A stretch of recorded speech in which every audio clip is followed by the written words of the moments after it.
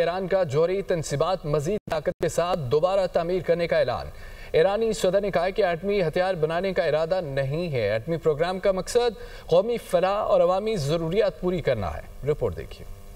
ईरानी सदर ने मुल्की जौहरी तंसीबात को मजीद ताकत के साथ दोबारा तामीर करने का ऐलान कर दिया। मसूद पज़ेश्कियान ने यह सनसनीखेज ऐलान एटमी तवानाई के तंजीम के दौरे के दौरान किया। कहते हैं कि ईरान एटमी हथियार बनाने का इरादा नहीं रखता। जौहरी प्रोग्राम का मकसद अवाम की सेहत, बीमारियों के इलाज, ज़राअत और मुल्क की तरक्की को फ़रोग़ देना है। जौहरी सनद के आला हुकाम ने ईरान के सदर मसूद पज़ेश्कियान से मुलाकात की। मसूद पज़ेश्कियान ने कहा कि इमारतों और फैक्ट्रियों के तबाह होने पर हमें कोई मसला नहीं होगा। जून में अमरीका ने ईरान की बाज़ जौहरी तंसीबात पर हमले किए थे, जिन्हें वाशिंगटन ने एटमी हथियारों के प्रोग्राम का हिस्सा करार दिया था। अमरीकी सदर डोनाल्ड ट्रंप ने खबरदार किया कि अगर तेहरान ने इन तंसीबात को दोबारा फाल करने की कोशिश की तो वो ईरान के जौहरी मराकज़ पर नए हमलों का हुक्म दे सकते हैं। Pakistan kidney and liver institute जिगर के 1000 कामयाब ट्रांसप्लांट्स के साथ दुनिया के बड़े ट्रांसप्लांट मराकज़ में शामिल हो गया। वज़ीर-ए-आज़म शहबाज शरीफ के विजन और वज़ीर-ए-आला पंजाब मरियम नवाज़ की मुसलसल मेहनत का नतीजा PKI लाहौर हज़ारों जिंदगियां बचाने का मरकज़ बन चुका है। और साबिक चीफ जस्टिस साकिब निसार और PTI हुकूमत ने PKI को फ़ाल होने से रोक रखा था। बैरून मुल्क जिगर ट्रांसप्लांट पर औसतन 70,000 से 1.5 लाख रुपए के आने वाले खतीर अखराजात की बचत हुई। PKI के क़याम से पाकिस्तान ने अरबों डॉलर का कीमती ज़र मुबादला बचाया। माजी में सालाना 500 पाकिस्तानी जिगर ट्रांसप्लांट के लिए भारत जाने पर मजबूर थे। भारत में पाकिस्तानी मरीजों को गैर इंसानी रवैये और माली अजियत का सामना रहता था। वज़ीर-ए-आज़म का कामयाब ऑपरेशन का संग-मील अबूर करने पर इज़हार तशक्कुर। कहते हैं अल्लाह के फजलो करम से जो पौधा 2017 में लगाया था वो आज तनावर दरख्त बन चुका है, जिससे अब तक 40 लाख मरीज़ मुस्तफ़ीद हो चुके हैं। माजी में PKI को तबाह करने के मज़मूम साजिशें होती रहीं। इसके बोर्ड ऑफ गवर्नर्स को ख़त्म किया गया और इदारों को गैर फ़ाल कर दिया गया। 2022 में खादिम पाकिस्तान की जिम्मेदारी संभाली तो PKI की असर बहाली पर काम शुरू किया। उनका यह कहना था कि PKI 80% मरीज़ों का इलाज मुफ्त करता है, जिससे गरीब अवाम बैनुल-अक़वामी मियार की सहूलियात से मुस्तफ़ीद होते हैं। वज़ीर-ए-आज़म के कोऑर्डिनेटर बराए इत्तलात व नशरियात इख्तियार वली खान का कहना है कि वज़ीर-ए-आला सुहेल अफरीदी की क़यादत में 9 मई के मुसल्लह जत्थों के रियासती इदारों पर हमले की तहलका खेज़ वीडियो मंजर आम पर आने के बाद बहुत सारे सवालात ने जन्म लिया। अपने बयान में कहा कि 9 मई में मुलविस होने के वीडियो शवाहिद सामने आने के बाद तहरीक इंसाफ के प्रोपेगेंडा नेटवर्क ने वीडियोस को जाली करार देने की मुहिम शुरू कर दी। वीडियो की फरांसी के बाद दूध का दूध पानी का पानी हो जाएगा।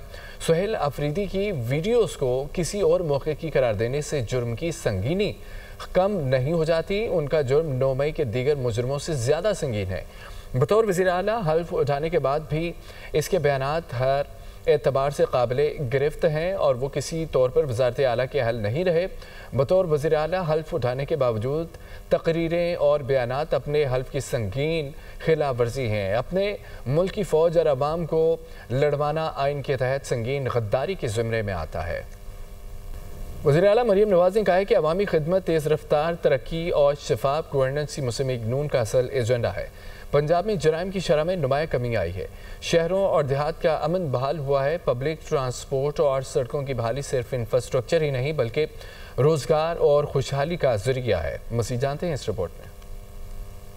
वज़ीर-ए-आला मरियम नवाज से साहिवाल डिवीजन के अरकान कौमी और सूबाई असम्बली और पार्टी टिकट होल्डर्स की मुलाकात। अवामी फलाह के मंसूबों, अमन अमान, सड़कों की बहाली, सुथरा पंजाब, सेहत और ट्रांसपोर्ट के शोबों में जारी इस्लाहात पर तफसीली गुफ्तगू की गई। अरकान असम्बली ने पंजाब भर में 20,000 किलोमीटर तवील सड़कों की बहाली को सराहा। अरकान असम्बली ने जदीद कैथ लैब के क़याम और इलेक्ट्रो बसें लॉन्च करने पर वज़ीर-ए-आला मरियम नवाज को खराज तहसीन पेश किया। वज़ीर-ए-आला मरियम नवाज ने कहा कि अवाम खिदमत, तेज रफ्तार तरक्की और शफाफ गवर्नेंस ही मुस्लिम लीग नून का असल एजेंडा है। जराइम की शरह में नुमाया कमी आई है। शहरों और देहात का अमन बहाल हुआ है। पब्लिक ट्रांसपोर्ट और सड़कों की बहाली सिर्फ इंफ्रास्ट्रक्चर नहीं बल्कि रोजगार और खुशहाली का जरिया है। साहिवाल डिवीजन के अरकान असम्बली ने कहा कि वज़ीर-ए-आला मरियम नवाज ने पंजाब में तरक्याती कामों की रफ्तार को नई बुलंदियों तक पहुंचा दिया है।